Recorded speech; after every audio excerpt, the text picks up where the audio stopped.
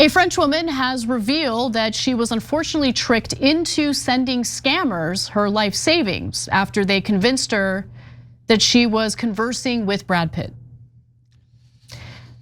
This is actually what worries me about AI more than anything, okay? Because I have elderly parents and I am so terrified that they're gonna get scammed with the use of AI. And that's exactly what happened to this poor woman. Her name is Anne.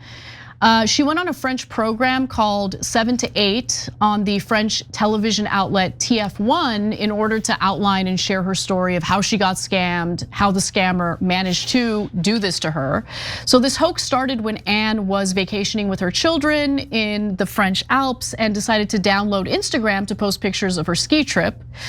The scammer first pretended to be Brad Pitt's mother and told her that her son needed someone like me, and said during this appearance on TF1. At first I said to myself that it was fake, that it's ridiculous, but I'm not used to social media and didn't really understand what was happening to me. So despite her skepticism, Anne proceeded with the conversation before the fake Brad Pitt slid into her DMs. And according to Fox News, at that point, Anne was basically dealing with a love bomb situation, right? So this scammer was love bombing her while pretending to be Brad Pitt, and also started sending her like AI images pretending to be Brad Pitt. The operation was multifaceted, with others getting involved, role playing as Pitt's manager and his daughter Shiloh. And so the relationship began to grow. She started trusting this person, started believing that it's actually Brad Pitt.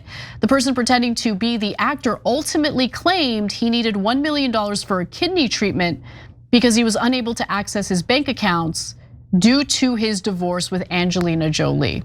Okay, no one has trouble accessing their bank account. Doesn't matter if it's a Ethiopian prince or Ugandan prince or Brad Pitt himself, okay? Everyone can access their bank accounts. Do not believe anyone online who tells you they need your help because they can't access their bank account. Like that. I mean, anyway, but she divorced her husband. She was married. Maybe not because of this. Maybe not because of this, but homegirl was married to a millionaire. Has children. Anne, who by that time was divorcing her husband, had received funds from a settlement and gave it all to the scammer who was flooding her with AI pics of Brad Pitt in a hospital bed. And these are the AI pictures that we're talking about. Here's just a few of them. They look real. They definitely look kind of real. They don't look good. That second one, the middle one on the left. Okay. And the I love you. top middle photo is so laughably fake.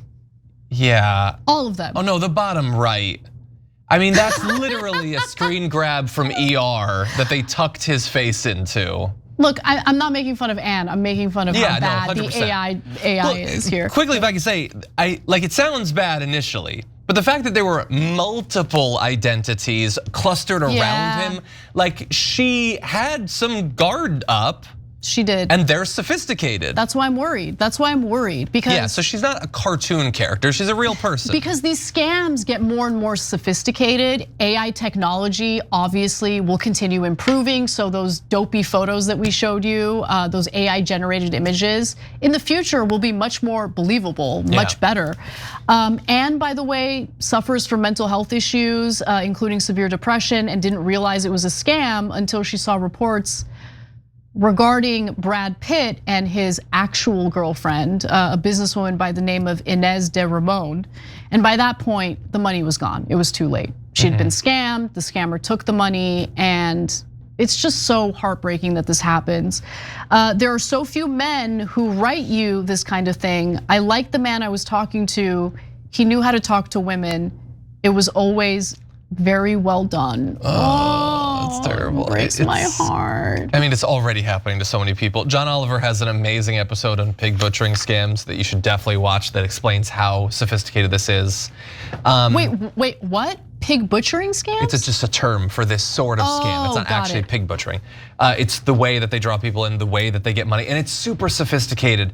The way the way they get you to invest in these platforms that aren't real, and it looks super real. Like, it's super sophisticated, and they've gotten so many people for massive amounts of money. It's terrible. There needs to be more. I don't know what you do. More protection and more education. More. Yeah. I don't know. If you have elderly parents, speak with them. Like, explain to them what's going on. Like, my parents probably think I'm so annoying, but every time they get a text message, I'm like, it's a scam. Don't look at it. Don't even open it. My mom asks me about emails. She'll like hold it up and I'll be like, nope, don't click on that. Yes, thank God. Yeah. Yes, parents, when in doubt, ask your kids, okay? They will help you.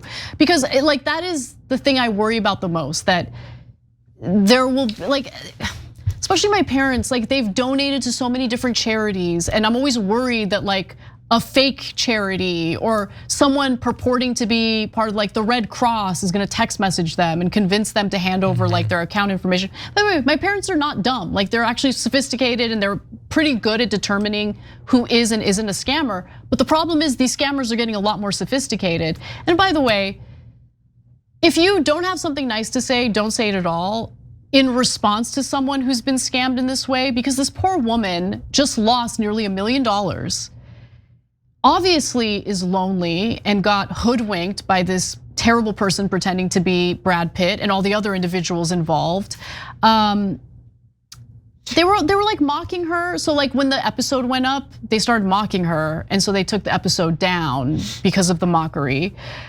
And just don't mock her, because a lot of people have been victimized in this way, and it can happen to the best of us. So we need to find solutions to protect people. I think it'd also make the problem worse. I mean, she says that the reason she wanted to talk about her story was so that people would know that it happens. Exactly, to help others. If you mock them, and if you make it so nobody wants to admit that it happened to them, then people don't learn about it. Yeah. And I think that we need to utterly normalize, like, identifying if you've been scammed, if you've been in a cult, because people are so guarded, they don't want to be embarrassed, right, and exactly. They stay in terrible situations. We need to make them feel as invited as possible to come out of these terrible situations, to admit that they were wrong.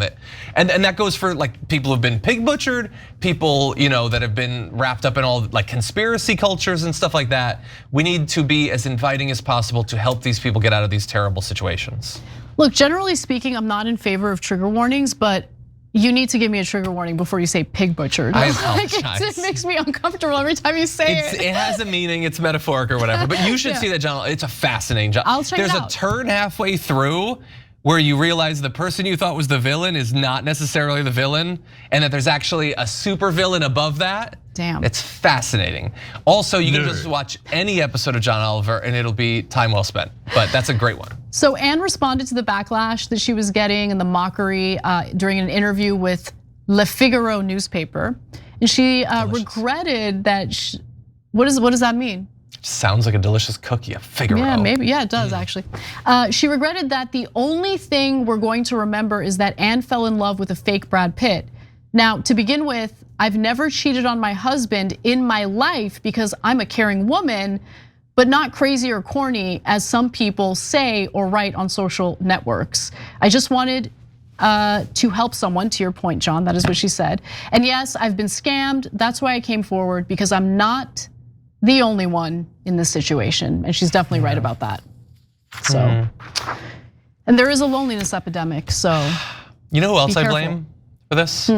The male celebrities that have slid into people's DMs, because now they make it seem like a thing that could happen to you. Do male celebrities slide in DMs? Oh yeah, I mean, I don't want to name any names because I'm not that tapped into pop culture and I'll probably get some of them wrong, but there have definitely been celebrities that have started hitting on people, and they date people sometimes.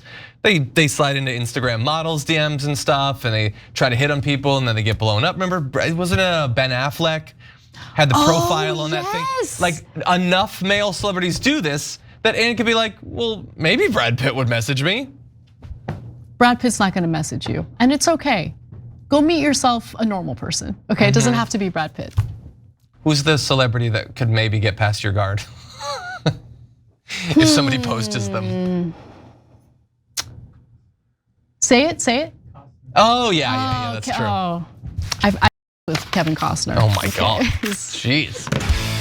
Hey, thanks for watching that video. We really appreciate it, guys. And we appreciate it if you become members, because that allows us to be independent, honest, progressive, all the things that you don't get from corporate media. And all of that is because of you guys. Hit the join button below and become one of us. Become a young Turk.